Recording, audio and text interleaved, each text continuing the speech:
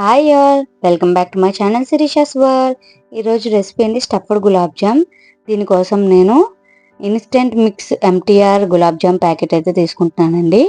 మనం ఈ మిక్స్ని ఒక మెజరింగ్ కప్తోనైతే కొలత తీసుకోవాలండి. నాకైతే ఒక కప్పుతో వచ్చిందండి. ఈ పిండి అంతా ఇలా తీసుకొని ముందుగా మొత్తం కొద్దిగా ఇలా కలుపుతూ ఉండాలి, ఉండలు లేకుండా.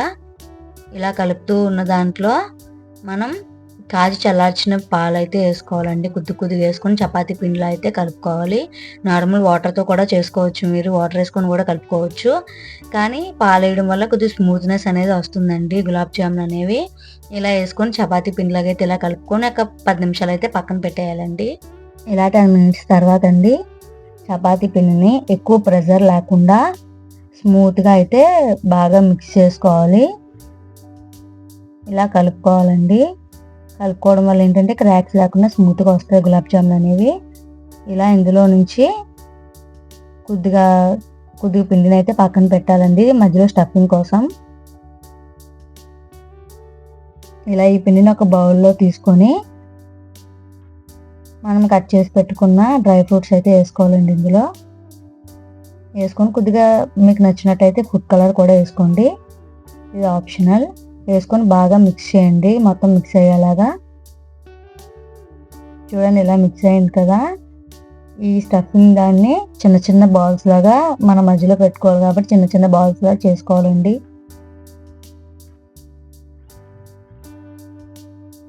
ఇలా బాల్స్ లాగా చేసుకున్నాం కదండి.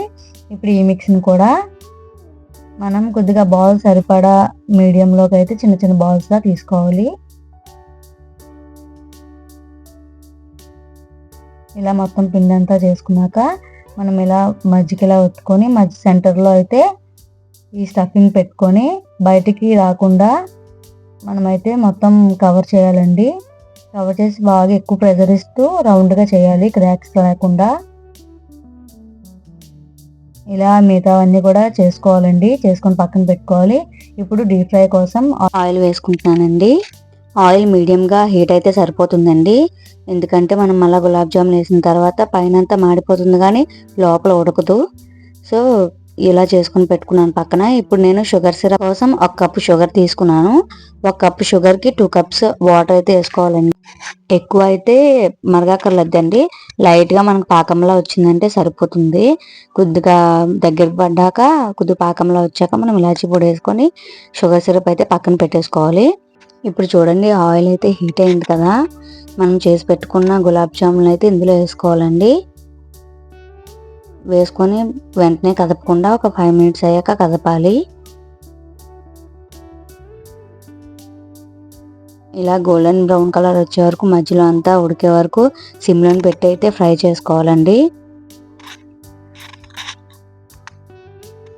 ఇలా చూడండి గోల్డెన్ బ్రౌన్ కలర్ వచ్చింది కదా. ఈ గోల్డెన్ బ్రౌన్ కలర్ రాగానే మనం తీసేసుకోవచ్చు. తీసుకొని కొద్దిగా చల్లారాకైతే పాకంలో వేసేయాలండి. ఒక 10 మినిట్స్ పోయాక పాకం అంతా పీల్చుకుంటాయి కాబట్టి మనం సర్వ్ చేసుకోవచ్చండి. ఈజీ స్టఫ్డ్ గులాబ్ జామ్ అయితే రెడీ అయ్యింది. అండ్ వీడియో కానీ నచ్చినట్టయితే లైక్ చేయండి, షేర్ చేయండి, సబ్స్క్రైబ్ చేయండి నా ఛానల్ని. Thank you for watching.